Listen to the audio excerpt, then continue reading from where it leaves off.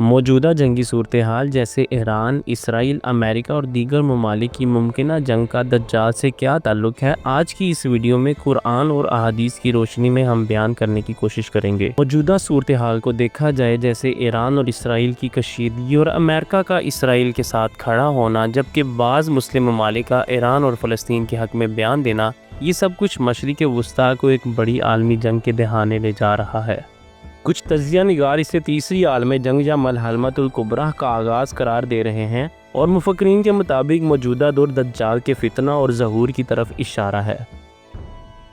مسند احمد حاکم سے روایت ہے، حضرت محمد صلی اللہ علیہ وآلہ وسلم نے دجال کے ظہور کے بارے میں ارشاد فرمایا کہ دجال کے ظہور سے پہلے فتنوں کا زمانہ ہوگا جو انسان کو مومن سے کافر اور کافر سے مومن بنا دے گا۔ صحیح بخاری میں ایک اور جگہ آیا ہے کہ قیامت اس وقت تک نہیں آئے گی جب تک دو عظیم گروہ آپس میں نہ لڑیں، حالانکہ ان دونوں کا دعویٰ ایک ہی ہوگا۔ ایک موقع پر نبی صلی اللہ علیہ وآلہ وسلم نے فرمایا، اے اللہ ہمارے شام میں، ہمارے یمن میں برکت دے۔ تو صحابہ کرام نے عرض کیا، ہمارے عراق میں؟ نبی صلی اللہ علیہ وآلہ وسلم نے فرمایا، وہاں سے فتنہ ظاہر ہوگا، دجال بھی وہیں سے نکلے گا۔ آج انہی خطوں شام، عراق، فلسطین، ایران وغیرہ میں بدترین حالات ہیں۔ دجال کے پیچھے یہودیوں کی فوج ہوگی جو آج ہی اسرائیلی ملٹری کی طاقت کی طرف اشارہ ہے۔ دجال کا آخری مقام فلسطین باب لود ہوگا جو آج کا اسرائیل ہے۔ آج کے دور کا میڈیا اور فتنہ دجالی نظام کا غلبہ ہے۔ الملحمۃ الکبریٰ جسے آخری دور کی سب سے بڑی جنگ کہا جاتا ہے، اس جنگ کے بعد دجال کا ظہور ہوگا۔ نبی صلی اللہ علیہ وآلہ وسلم نے فرمایا کہ تم رومیوں سے صلح کرو گے، پھر وہ تم سے غداری کریں گے اور تم سے لڑیں گے، پھر مسلمان جھنڈوں تلے جمع ہو کر لڑیں گے، یہ جنگ عظیم ہوگی۔ ایک اور جگہ حدیث مبارکہ میں آیا ہے کہ قریب ہے کہ اقوام تم پر ٹوٹ پڑیں، ایسے ٹوٹ پڑے جیسے بھوکے کھانے کی پلیٹ پر ٹوٹ پڑتے ہیں۔ آج دنیا کی بڑی طاقتیں امریکہ، اسرائیل، یورپی طاقتیں مسلم دنیا پر فوجی، معاشی اور فکری طور پر حملہ آور ہیں، اور یہ حدیث اس صورتحال کی مکمل عکاسی کرتی ہے۔ دجال کا خروج مشرقی علاقوں سے ہوگا اور اسرائیل کو دجال کا سب سے بڑا حمایتی سمجھا جاتا ہے۔ موجودہ اسرائیلی پالیسیوں میں ظلم، قتل، نسل کشی اور عالمی طاقتوں کی حمایت اسی بات کی طرف اشارہ کرتی ہے۔ حضرت عیسیٰ علیہ السلام دجال کو باب لود فلسطین میں قتل کریں گے، یہ اس بات کی طرف اشارہ ہے کہ دجال کا مرکز فلسطین ہوگا، اور جہاں آج اسرائیل اسی سرزمین پر قابض ہے۔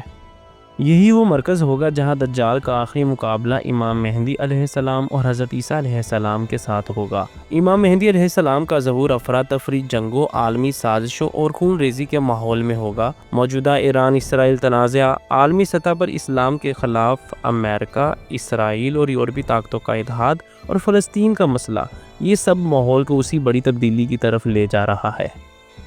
دجال کا فتنہ ایک عالمی فتنہ ہوگا جو زمین پر فساد برپا کرے گا۔ موجودہ عالمی استعمار، ٹیکنالوجی، ہتھیار، اے آئی اور عالمی کنٹرول، سب کچھ اسی طرف بڑھ رہا ہے۔ اسلامی نقطہ نظر سے موجودہ جنگی حالات کوئی اتفاقاً نہیں بلکہ وہ ان تمام پیشن گوئیوں کا ابتدائی مظہر ہے جنہیں نبی صلی اللہ علیہ وآلہ وسلم نے 1400 سال پہلے بیان فرمایا تھا۔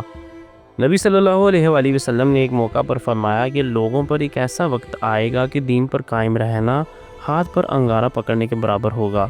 موجودہ حالات جیسے معاشی بدحالی، مہنگائی، سودی نظام، میڈیا وغیرہ، یہ سب اسی طرف اشارہ کرتے ہیں اور دجالی فتنے کے غلبے کو بڑھاتے ہیں۔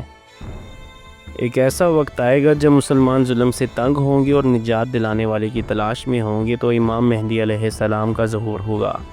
حدیث میں ہے کہ جب زمین ظلم سے بھر جائے گی تو میری اولاد میں سے ایک شخص آئے گا اور وہ عدل و انصاف قائم کرے گا۔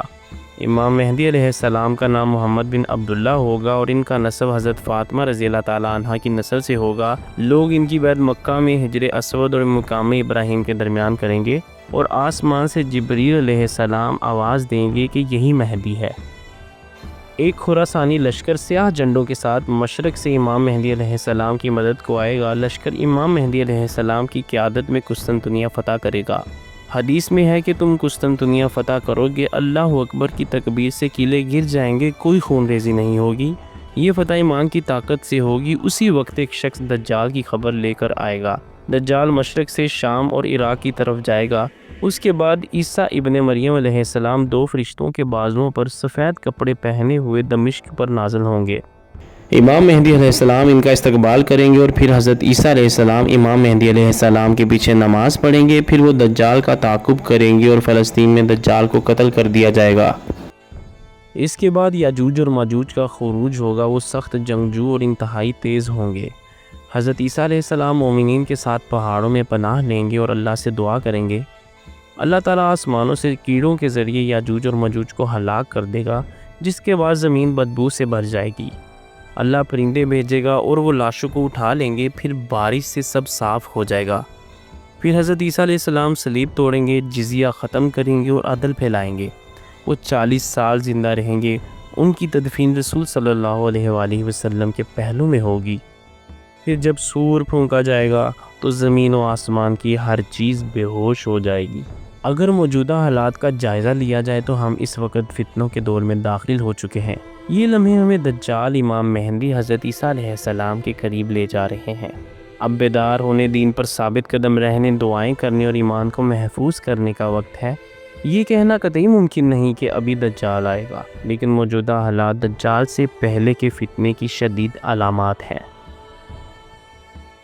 اسی طرح کی انفارمیٹیو ویڈیوز دیکھنے کے لیے ہمارے چینل کو لائک کریں، سبسکرائب کریں اور بیل آئیکن کا بٹن پریس کریں۔